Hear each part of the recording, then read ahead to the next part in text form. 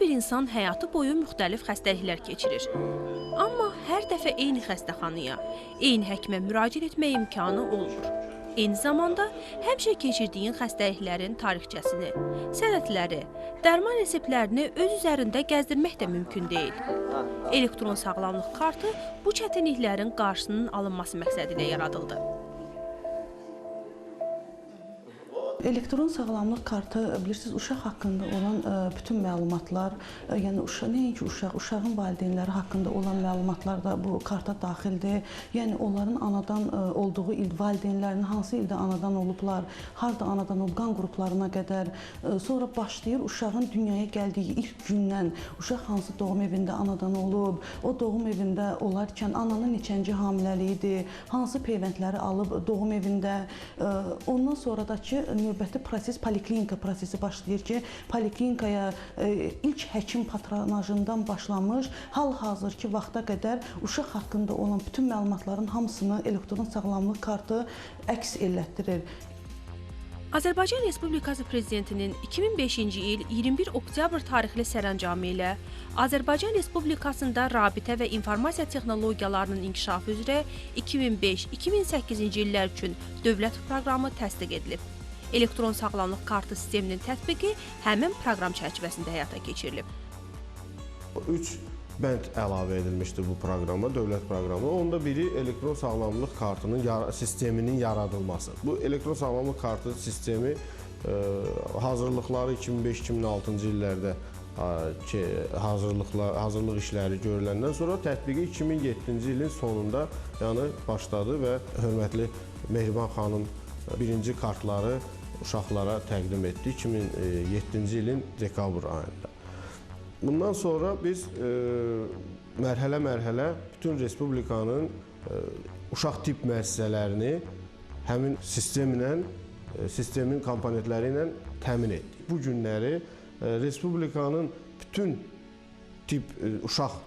dövlət uşaq tibb müəssisələri bu sistemlə təchiz edilib. Yəni 100 min uşaq elektron sağlamlıq kartını alıbdır.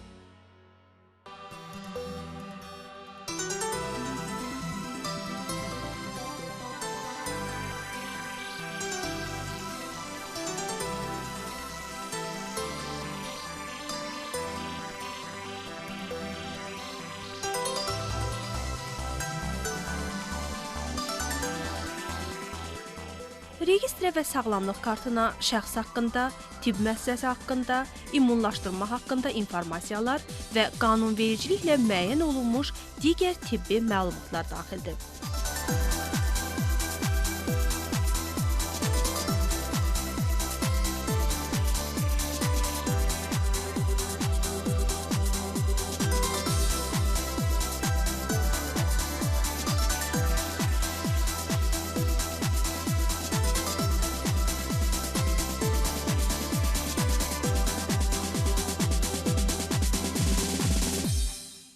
Hər bir uşaq bu elektron sağlamlıq kartı sistemində kodlaşdırılır doğulan günündən.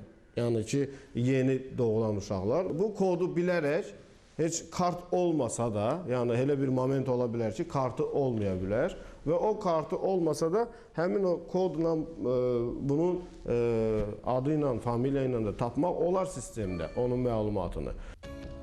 Kodu sistemə daxil etməklə vətəndaşın hansı peyvəndlər aldığını belə müəyyən etmək olar.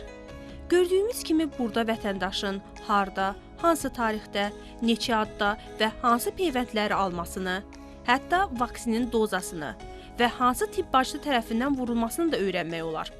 Valideynə tapşırılır ki, kart veriləndə hər bir valideynə ki, hər poliklinikaya müraciəti zamanı kartı özünlə gətirsin ki, yeni məlumatları karta daxil eləməkdən ötürü.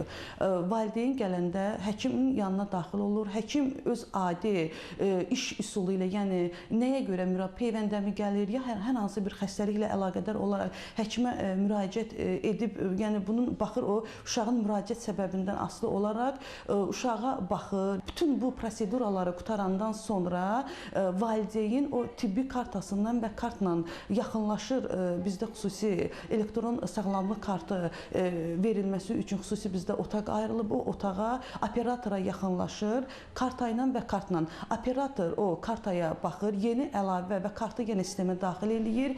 Yeni əgər əlavəndə məlumatlar varsa, karta daxil eləyib onu yenidən valideynin özünə qaytarır. Elektron sağlamlıq kartının verilməsi 2007-ci ildən tətbiq olunur. Bu sistemin tətbiqi valideynləri də bir sıra çətinliklərdən azad edir.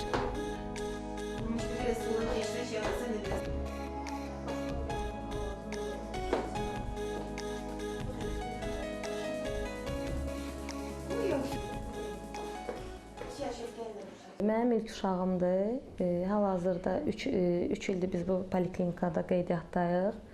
Elektron kartı da hazırlanır artıq. Yəni bir neçə müddətə, yəni bizə veriləcək.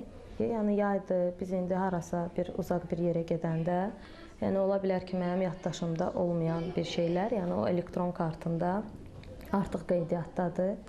Yəni bu bizim üçün rahatçılıqdır. Bir yerə gedəndə mən arxayınam ki, o elektron kartda bütün onun xəstəlikləri, nə peyvəndləri vurulub, hamısı əldə orada var. Hazırda 18 yaşına dək uşaqların sağlamlıq kartı ilə təmin edilməsi prosesi həyata keçirilir. 2009-2012-ci illər üzrə dövlət proqramında isə böyüklər üçün də elektron sağlamlıq kartı sisteminin tətbiq olunması nəzərdə tutulur. Qeydiyyatda olduğu poliklinikalarda uşaqlar haqqında tibbi məlumatları almaq mümkündür. Böyüklər isə müxtəlif xəstəxanalara və həkimlərə müraciət edir. Bəs bu məlumatlar necə toplanacaq? Nəzərdə tuturuq ki, belə bir çətinliklər var. Burada yəqin ki, hansısa əsas qruplardan başlamaq məqsədə uyğun olardı.